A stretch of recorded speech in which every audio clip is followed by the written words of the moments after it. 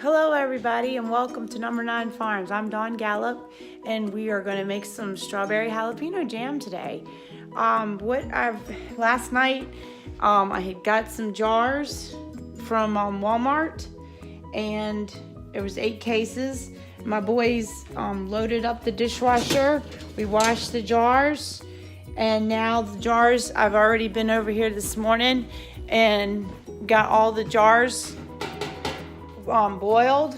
They're now in the dry because so I don't have to take them out wet. I put them in here to keep them at temperature.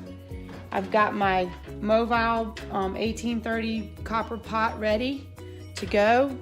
My son filled it up this morning with the water so I can use for the water bath canner. And this is my Amish canner again. And it's ready to go so when I get done.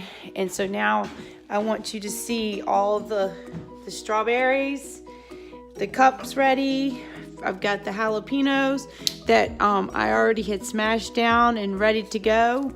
My pectin, my equipment, my lids, my vinegar, and this is my recipe. And this is the information on the pot if you want to know anything about that. So now I'm ready to get started, and here is where I've got the sugar so that when it's time to put the sugar in, I can just be right here and put it in. And now I'm going to go ahead and measure out the strawberries, and it's going to be 8 cups of strawberries and 8 cups of jalapenos.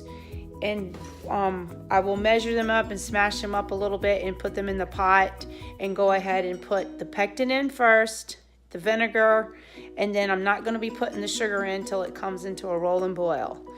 Alrighty, I'll be right back. All right, guys, so I'm back here. So I'm ready to go ahead and start putting some of the strawberries into the pot to go ahead and start smashing. Let me get a scoop. I think I'm all ready every time and then I end up not being ready.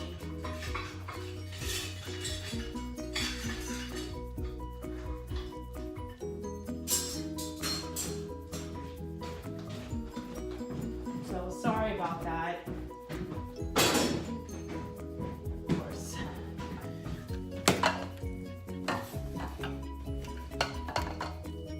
You just start scooping out the strawberries just like this. And usually when I get a little like one layer, I'd go ahead and start smashing because if it gets too thick, it's really hard to smash. And your strawberries can be fresh or frozen. And what I do is I usually go buy a whole bunch from the strawberry patches when they are available. Then we top them all, and I like to keep them whole, but some people go ahead and cut them or smash them down and then put them in the freezer because it does save space. But I like to keep them whole. It seems to keep them fresher to me. I don't know. That's just my opinion. So now see, we got them all smashed down, and I don't exactly get them, perfect like obliterated.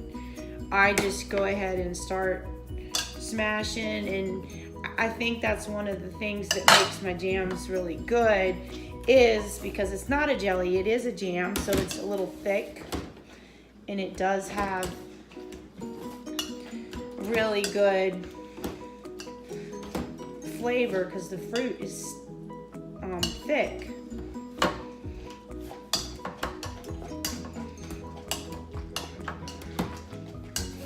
So keep going and just keep right on going because basically we want 8 cups, which this whole thing holds 8 cups of strawberries.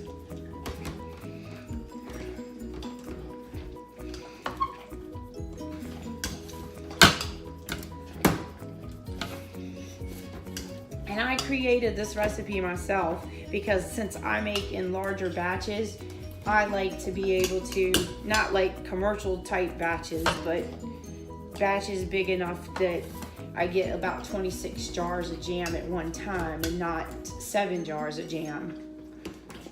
because, but basically the ratio is the same.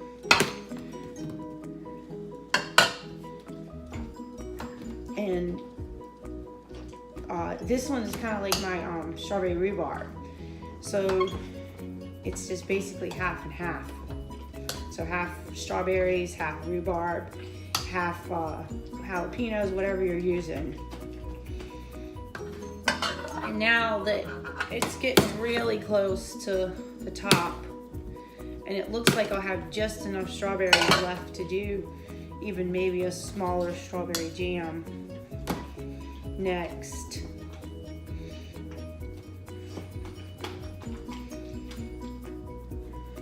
And so then go ahead now and finish it off, and then we'll have 8 cups of strawberries. And the rest of them, like where you get to the top, if you can't get them all smashed down, I just smash them in the pot.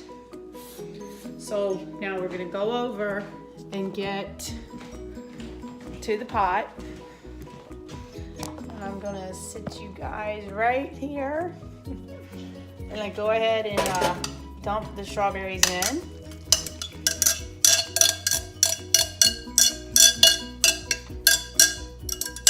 And now I'm gonna go ahead and get the jalapenos ready.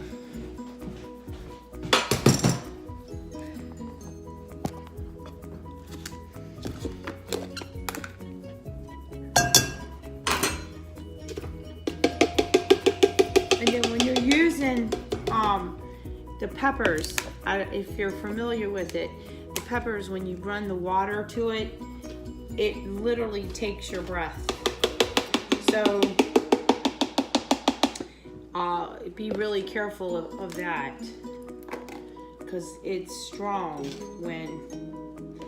and there's 8 cups, and I'll go ahead and get the scraper and scrape the rest of these out, and I'll be right back. I just put the pectin in, and now I'm gonna be doing the apple cider vinegar.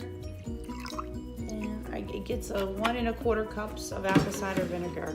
So here I'm back, and the pectin is in, the 8 cups of jalapenos, the 8 cups of strawberries, and the 1 1/4 cups of apple cider vinegar. And now with the jalapenos, I mean not the jalapeno, the pectin, I use a commercial pectin, but what you want to do is buy 3 boxes of Sure Gel for this recipe. So that will get you covered for exactly the same amount.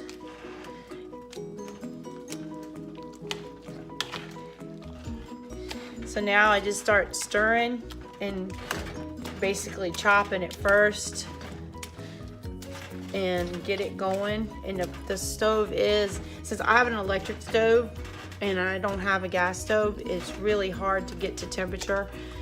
So what I have to do is I have to put it on about between 8 and 9 to get it started, and then once I get to that point, I want to turn it up to high.